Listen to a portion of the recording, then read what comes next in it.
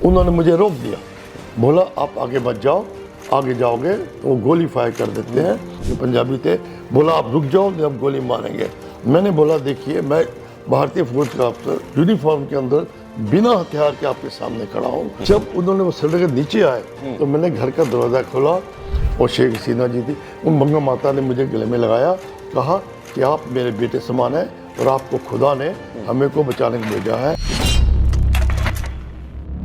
बांग्लादेश की प्रधानमंत्री शेख हसीना एक बार फिर भारत की शरण में हैं। बांग्लादेश में बवाल में काल जब उनके सिर मरवाने लगा, तब सेना ने उन्हें सिर्फ 45 मिनट की मोहलत में हिंदुस्तान रवाना किया। वो हिंदुस्तान जिसने बांग्लादेश का वजूद एक देश के तौर पर बनाया, वो हिंदुस्तान जिसने हर आफत में शेख हसीना के परिवार को शरण दी। 49 साल पहले भी जब शेख हसीना के पिता समेत 17 परिजनों की हत्या कर दी गई थी, तब प्रधानमंत्री इंदिरा गांधी ने उन्हें भारत में शरण दी थी। उनके वैज्ञानिक पति को भारत में नौकरी और गुप्त आवास का प्रबंध किया था। शेख हसीना और उनके पति तब 6 साल भारत में रहे थे। लेकिन आज के वीडियो में शेख हसीना की जिंदगी का वो राज 49 नहीं है, बल्कि 53 साल पुराना है। कहानी हिंदुस्तान के ऐसे जांबाज मेजर की जो अगर मौके पर नहीं पहुंचते तो शेख हसीना का नाम दुनिया से 53 साल पहले ही मिट चुका होता। लोगों को मालूम होगा, यहाँ भाई अशोक तारा बैठे हैं। अशोक जरा बाहर अगर आपको चित्र देखते होंगे तो संकट की घड़ी में इनके परिवार को बचाने के लिए उन्होंने अपनी जान की बाजी लगा दी।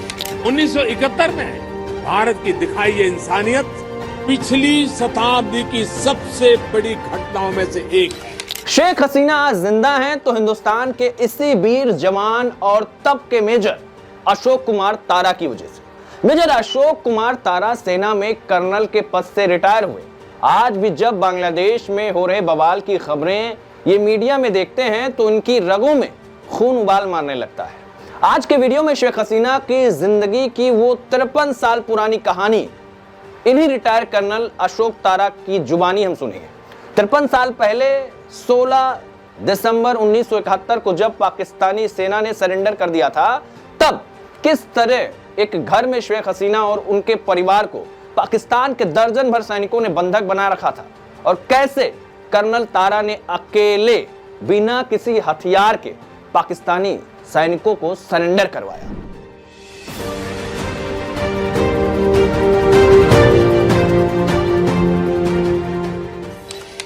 इंस्टा फीड पर बहुत बहुत स्वागत है सर आपका। जिस तरीके का अभी माहौल बांग्लादेश में है, हमने एक कहानी सुनी जिसमें हमें ये पता चला कि आपने एक वक्त में शेख हसीना के परिवार को अपनी जान दांव पर लगाकर बचाया था।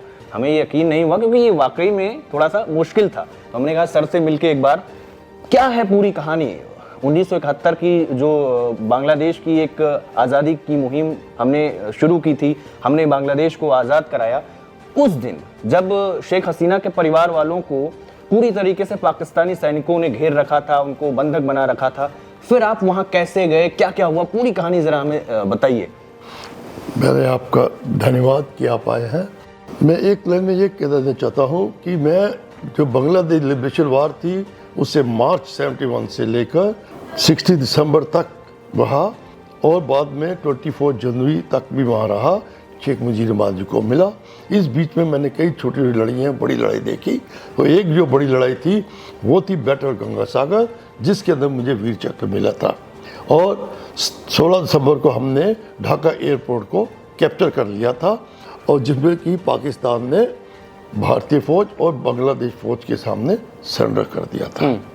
सरेंडर के बाद आपको पता चला कि ढाका के एक इलाके में मुजीबुर रहमान का परिवार जो था, जो कि जनक माने जाते हैं बांग्लादेश के, उनके परिवार को बंधक बनाया गया। तो आप वहां पे पहुंचे, उसके बाद क्या हुआ, उसकी कहानी जरा बताइए दर्शकों को। पहले जब मैं ढाका एयरपोर्ट पे था तो वहाँ पर उनका मुक्तिवान योद्धा आया, उसने मैं सीओ को बताया और कि ऐसे ऐसे उसकी फैमिली जो है पाकिस्तानी कैद में है और उनको कभी मार दिया जाएगा। एक दिन पहले भी कोशिश की थी। ये देखकर मुझे सीओ ने बोला आप इनके साथ जाइए और इसको जाके देखिए और दूर करिए। जब वो उसको लेकर मैं धनमंडी की तरफ आया जहाँ पर वो कैद थे, वहाँ पर काफ़ी भीड़ थी। उसमें भारतीय मीडिया भी था, बांग्लादेश मीडिया भी था, BBC मीडिया भी था, लोकल थे, और मुक्तिवानी और लोग काफ़ी आदमी थे। उन्होंने मुझे रोक दिया, बोला आप आगे मत जाओ, आगे जाओगे तो वो गोली फायर कर देते हैं। और कुछ देर पहले ही उन्होंने हम लोगों को फायर किया था, और उससे पहले एक डॉक्टर जो रिपोर्टर भी हैं वो जब जा रही थी उनको गोलियां उनको मार दिया उन्होंने। वो कार जिसमें गोलियां लगी थी और वो डेड बॉडी मुझे दिखाई। अब मैंने सोचा कि अगर मैं अपने बड़े अफसरों से पूछता हूँ और फौज लाने के लिए पहले मुझसे सवाल पूछे जाएंगे, उसके बाद वक्त लगेगा, और मेरे पास 2 आदमी सिर्फ थे। हम किसी हालत के अंदर भी उस बिल्डिंग के ऊपर हमला नहीं कर सकते थे, क्योंकि टाइम बहुत ज़रूरी था उनको बचाना। लेकिन अगर हमला करते भी हैं तो उनकी जान को खतरा पड़ सकता है। ये सोचते हुए मैंने फैसला किया कि मैं अपने गट्स और विट्स यानी हिम्मत के साथ, क्योंकि पाकिस्तान सरेंडर कर चुके हैं, उनको ये बताऊंगा कि आप जो है सरेंडर करें और इस फैमिली को आज़ाद कर दें। ये कहकर मैंने अपनी जो हथियार था वो मैंने उन जवानों को दे दिया और खुद ही मैं चलने लगा। तो आपके जहन में ये सवाल नहीं है कि अभी एक जर्नलिस्ट को मारा गया, बाकी लोगों को भी मारा गया है, तो अगर मैं अकेला जाऊंगा, ये हौसला, ये मतलब कैसे हो पाया, कि कैसे हो पाया ये बताइए। एक जज्बा था मेरे अंदर जी कि मैंने इस फैमिली को आज़ाद कराना है, जो कि देश इतनी बड़ी लड़ाई हुई है उसके अंदर इतनी इनकी जो भूमिका है उसको अगर नहीं किया तो ये जो आज़ादी दिलाई है उसका जो महत्व है वो शायद काफ़ी देर तक ख़त्म हो जाए। ऐसा भी पता चला कि पाकिस्तानी जो सैनिक थे कुछ वो आपको डराने की कोशिश कर रहे थे, तो आपने उनको वापस दबोच दिया कि भाई हम हिंदुस्तानी डरने वाले नहीं हैं। हाँ, बिल्कुल। जब मैं वहाँ पहुँचा तो पहले तो मैंने गाड़ी के पास बोला कोई है, कोई जवाब नहीं था। फिर इंग्लिश में बोला is there anybody, no response. मैं गेट के पास चला गया। जब मैं 3-4 कदम गेट के पास था तब उन्होंने पंजाबी के अंदर, कि पंजाबी थे, बोला आप रुक जाओ नहीं हम गोली मारेंगे। मैंने बोला देखिए मैं भारतीय फौज का अफसर यूनिफॉर्म के अंदर बिना हथियार के आपके सामने खड़ा हूँ बताने के लिए कि आप सरेंडर कर दीजिए और नहीं तो आपकी जान को खतरा है। पाकिस्तानी सेना तो पहले ही सरेंडर कर चुकी थी। नहीं, उनको नहीं मालूम, क्योंकि उस टाइम पर जो था वो टेलीफोन लाइन कम्युनिकेशन हुआ करते थे, और ये जो लड़ाई के अंदर तारें काट दी जाती हैं और जो कम्युनिकेशन सिस्टम है उसको बंद कर दिया जाता है, तो उनको नहीं मालूम था कि सरेंडर कर चुकी है। इतनी देर में जब मैं वो डरा रहे थे, उन्होंने मुझे पंजाबी में गाली दी, फौज के बारे में गाली दी, और शायद भारत के बारे में। गुस्सा नहीं आया उस समय? ऊंचा नीचा नहीं क्योंकि मैंने सोच लिया था कि मैं इसको रुकूंगा। क्यों, इससे पहले मैं बता देना चाहता हूँ मैं भारत की 9 पैरा कमांडो और 2 पैरा स्पेशल फोर्स के अंदर नौकरी कर चुका था। मेरे अंदर वो जज्बात थे कि दुश्मन का मुकाबला करने के। इतनी देर में एक भारतीय हेलीकॉप्टर ऊपर से उड़ा और मैंने एकदम इशारा किया, वो देखो भारतीय फौज का हेलीकॉप्टर, कभी आपने देखा ढाका के ऊपर? वो चुप थे। मैंने कहा इसका मतलब है भारतीय फौज आ चुकी है, और मैं यूनिफॉर्म में बिना हथियार के ढाका पार करके आपके सामने खड़ा हूँ। मैं आपको ये बताने के लिए कि आप सरेंडर कर दो, आपकी फौज ने सरेंडर कर दिया। सर उस वक्त पता चला कि कुछ जो पाकिस्तानी सैनिक थे उनमें एक आगे आया और उसने आपको गन पॉइंट पे लेने की कोशिश की, धमकाने की कोशिश की कि आप बाहर चले जाओ। हाँ, ऐसी ये काफ़ी 20-25 मिनट तक हमारा चला। फिर मैंने उनको बोला अगर आप सरेंडर नहीं करोगे तो भारतीय फौज जब मुक्तिवानी आएगी आप सबको मार देगी, और आपकी फैमिली जो पाकिस्तान में इंतजार कर रही है वो आपको कभी नहीं मिलेगी। वो थोड़े से नरम हो गए, नरम पड़ गए। उन्होंने बोला ठीक है हम अपने कमांडर से पूछेंगे। तो अंदर से आवाज़ आई घर के, जो शेख मुजीरमान और शेख हसीना जी, उनकी सिस्टर और भाई और बहन थी, कि आप सारे लोग उसी कमरे में कमरे में थे, लेकिन एक खिड़की थी जिसमें वो देख रहे थे कार्रवाई को, और जो कि शेख हसीना ने बाद में मोदी जी को भी बताया जब वो इधर आई थी। शेख हसीना की उम्र कितनी रही होगी उस वक्त? उसको 24-25 साल। 24-25 साल, अच्छा। सब मेरी उम्र 29 थी, उनकी 24-25 साल थी। तो जब वो जो बोले मुझे मालूम था, तो मैंने उनको बुलाया कि देखिए आप सरेंडर कर दो, आप अपने कमांडर से नहीं मिल सकते, टेलीफोन लाइन कट गई है, और अगर लेट करेंगे तो जो भारतीय फौज आएगी वो आपको मारेगी।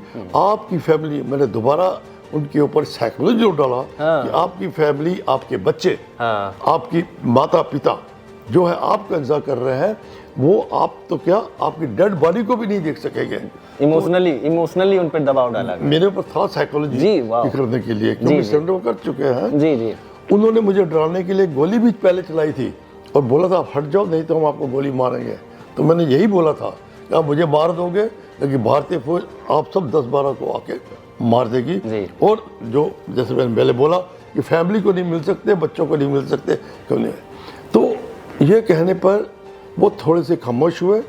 मैंने रिपीट किया उनको कि मैं भारतीय फौज का अफसर आपको प्रॉमिस करता हूँ कि अगर आप सरेंडर कर दोगे मैं आपके हेडक्वार्टर पहुँचा दूंगा और आप जो है वहाँ से अपनी फैमिली में जा सकते हैं। ये कहने के ऊपर जो है वो सरेंडर करने को तैयार हो गए। सरेंडर के बाद क्या हुआ? सरेंडर कर दिया उन्होंने, आपने शेख हसीना के परिवार को बचा लिया, उसके बाद की कहानी थोड़ा सा बताइए। जब उन्होंने वो सरेंडर के नीचे आए तो मैंने घर का दरवाज़ा खोला तो मिसेस शेख मुजीर रहमान थी जो बंगा माता बोलते हैं और शेख हसीना जी थी। उन बंगा माता ने मुझे गले में लगाया, कहा कि आप मेरे बेटे समान हैं और आपको खुदा ने हमें को बचाने को भेजा है। और शेख हसीना जी ने भी मेरे भाई के तौर पर बात, भाई के तौर पे? हाँ भाई के तौर पे। अभी अभी कैसे रिश्ते हैं? अभी भाई का ही रिश्ता है। अभी रक्षाबंधन आ रहा है, राखी बंधवाएंगे?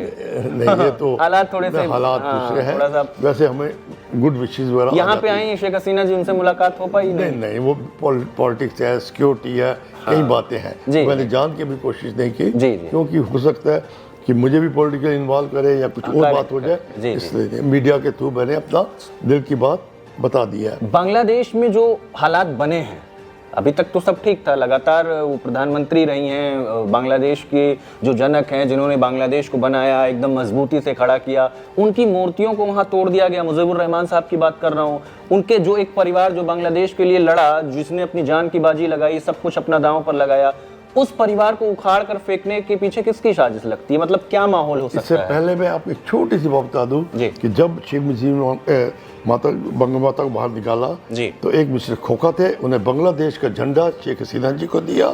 शेख हसीना ने वो झंडा मुझे दिया और बोले कि आप ऊपर जाके हमारे घर के ये बांग्लादेश का झंडा लगाओ। और पाकिस्तान का झंडा मैंने नीचे उतार दिया हुआ। और जहाँ तक मैं जानता हूँ या मुझे बताया गया कि आप पहले आदमी है जिन्होंने बंग बंधु या बंग मत के ऊपर बांग्लादेश का आज़ादी का झंडा लगाया। अभी इसके बाद मुझे रोक दिया गया था। शेख मुजीब रहमान 10 जनवरी को आए थे, 12 जनवरी को उन्होंने मुझे इनवाइट किया, मैं उनके साथ रहा। उन्होंने बोला आप मेरे बेटा हैं और मैं आपके साथ फ़ोटो लूँगा और अपने घर में लगाऊंगा जैसे आप मेरे फैमिली मेम्बर हैं। और उसके बाद मैं 24 जनवरी को दिल्ली आ गया। अभी ये जो आपने हालत बता रहे हैं, इससे पहले एक बात और बता दूं कि 2012 में मुझे जब ये प्राइम मिनिस्टर बनी थी तो इन्होंने मुझे और कुछ और एलाइड पीपल थे बाहर के, उनको बुलाया था और मुझे जो है बांग्लादेश का सबसे ऊंचा जो अवार्ड है friends of liberation war honour, वो इन्होंने मुझे दिया था।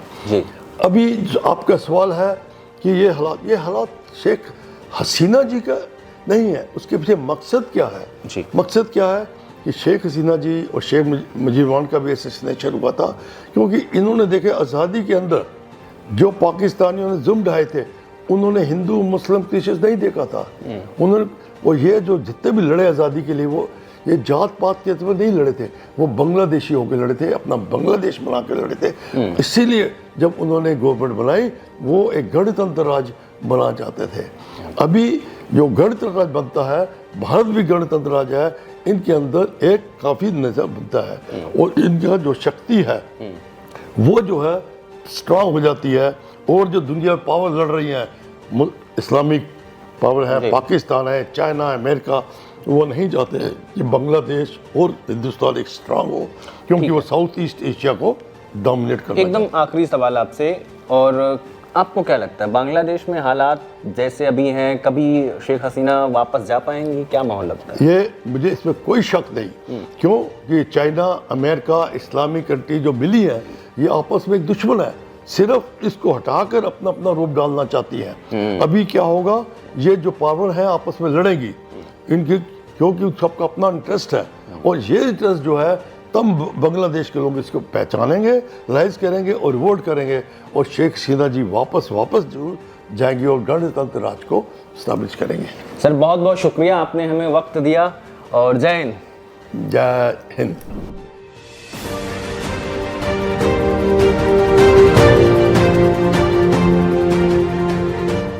कर्नल कर्नल अशोक कुमार तारा जी को शेख हसीना ने प्रधानमंत्री बनने के बाद 2012 में फ्रेंड्स ऑफ बांग्लादेश जैसे सर्वोच्च सम्मान से नवाजा। इसे लेने के लिए 40 साल बाद बांग्लादेश गए थे कर्नल अशोक तारा।